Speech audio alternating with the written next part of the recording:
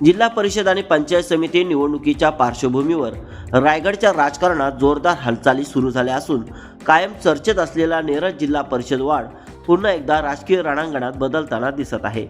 ठाकरे शिवसेना आणि राष्ट्रवादी अजित पवार गट यांच्यात आता थेट उमेदवारीवरून चढाओढ सुरू झाली असून या सत्ता संघर्षामुळे मित्र पक्षामध्ये अस्वस्थता पसरली आहे.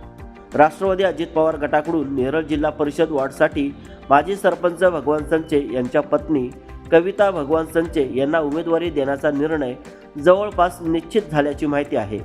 विशेष म्हणजे उद्या मंगळवारी उमेदवारी अर्ज भरण्याची तयारी सुरू असल्याने राजकीय चर्चेंना उधाण आले. राष्ट्रवादीची ही आक्रमक एंट्री ठाकरे सेनेसाठी मोठा धक्का मानली जात आहे. 5 फेब्रुवारी रोजी मतदान होत असून 16 जानेवारीपासून उमेदवारी अर्ज भरण्याची प्रक्रिया सुरू झाली आहे. कर्जत तालुक्यात 6 जिल्हा परिषद वार्ड आणि 12 पंचायत समिती गण आहेत. एकीकडे शिंदे शिवसेनेने 6 ठिकाणी उमेदवार जाहीर केले असले तरी अद्याप एकही उमेदवाराने अर्ज दाखल केलेला नाही. दुसरीकडे नेरळ जिल्हा परिषद वार्डमध्ये मात्र राजकीय खेळी दिवसेंदिवस तीव्र होत आहेत. शिंदे सेनेने मित्रपक्ष भाजपला डावलत माजी जिल्हा परिषद अध्यक्ष व सेनेचे नेते सुरेश टोकरे यांच्या पत्नी सुनीता सुरेश टोकरे यांची उमेदवारी जाहीर केल्याने भाजप नाराज झाल्याची चर्चा आहे. भाजपकडून नम्रता नितीन कांदळगावकर यांना दिलेला शब्द आमदार थोरवे यांनी मोडल्याचा आरोपही कार्यकर्त्यांमध्ये होत आहे. त्यामुळे भाजप स्वतःचा उमेदवार रिंगणात उतरवणार का हा प्रश्नही उपस्थित झालाय. यातच ठाकरे सेना आणि राष्ट्रवादी या मित्रपक्षात अंतर्गत रस्सीखेच उफाळून आली आहे.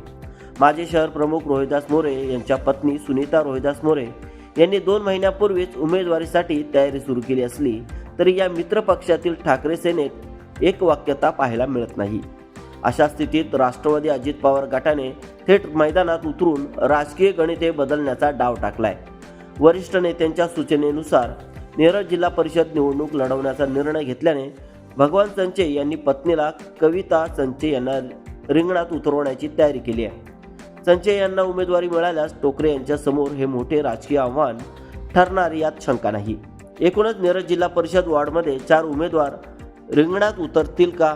टोकरे विरुद्ध संचे, कांदळगावकर विरुद्ध मोरे असा थेट लढती रंगणार का की शेवटच्या क्षणी युतीचे राजकारण पुन्हा डाव बदलणार? या सर्व घडामोडीमुळे नेरळ जिल्हा परिषद वार्डकडे आता संपूर्ण रायगड जिल्ह्याचे लक्ष केंद्रित झाले असून आगामी काही दिवसात राजकीय स्फोटक घडामोडी घडण्याची शक्यता नाकारता येत नाही.